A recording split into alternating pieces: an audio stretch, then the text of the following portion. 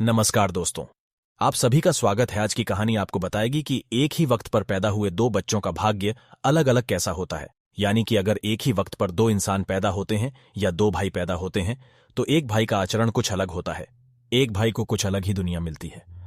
यही सवाल एक बार एक राजा के मन में आया और राजा ने भरी सभा में जहां पर बड़े बड़े विद्वान बैठे हुए थे, उन सभी से एक ही प्रश्न किया कि आप मुझे बताइए कि एक ही समय पर पैदा होने वाले बच्चों का भाग्य अलग अलग कैसे होता है।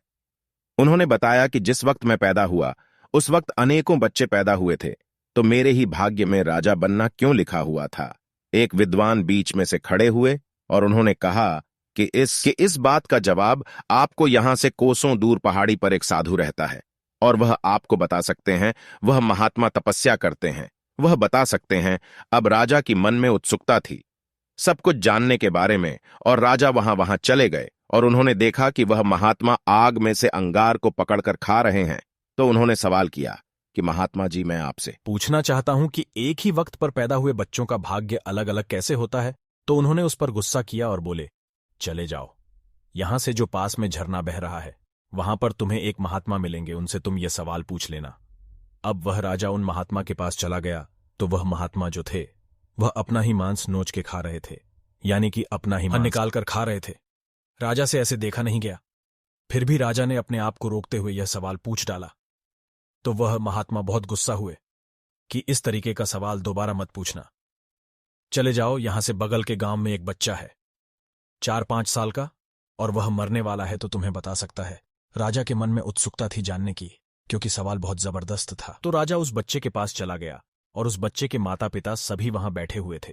तो उस बच्चे से भी राजा ने यही सवाल किया कि तुम मुझे बता सकते हो कि एक ही वक्त पर पैदा हुए बच्चों का भाग्य अलग अलग कैसे होता है।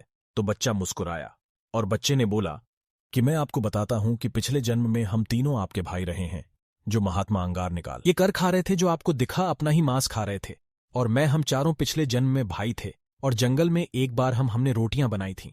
जब हम रोटियां खाने वाले थे तभी एक साधु आए थे और उन्होंने कुछ मांगा था कि उन्हें भी भूख लगी हुई थी। सबके पास एक एक रोटी थी। तो सबसे पहले उन्होंने अंगार वाले साधु से रोटी मांगी तो साधु ने मना कर दिया कि अगर मैं तुम्हें रोटी दूंगा तो क्या मैं अंगार खाऊंगा। दूसरा उन्होंने मांस वाले साधु से कहा कि मुझे रोटी चाहिए।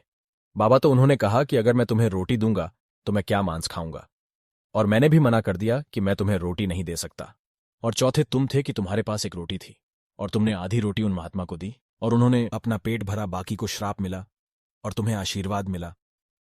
मर्म की बात यह थी, आपके आज के जो अच्छे कर्म हैं उसका नतीजा आपको जरूर आगे के जन्मों में मिल सकता है। आज आप क्या करते हैं? तो दोस्तों, यही एक कारण था। वह राजा था, उसका जो प्रश्न था उसका जवाब मिल चुका था कि एक ही वक्त पर पैदा हुए बच्चों का भाग्य अलग अलग कैसे होता है। दोस्तों, कुल मिलाकर बात यही है कि आपका कर्म यह बताता है कि आप कितना आगे जाएंगे, आपको अगले जन्म में क्या मिलने वाला है। इसलिए अच्छे अच्छे कर्म करिए दोस्तों, लोगों की मदद करिए, हमेशा स्वार्थी मत रहिए। दोस्तों, मुझे उम्मीद है कि यह कहानी आपको अच्छी लगी होगी।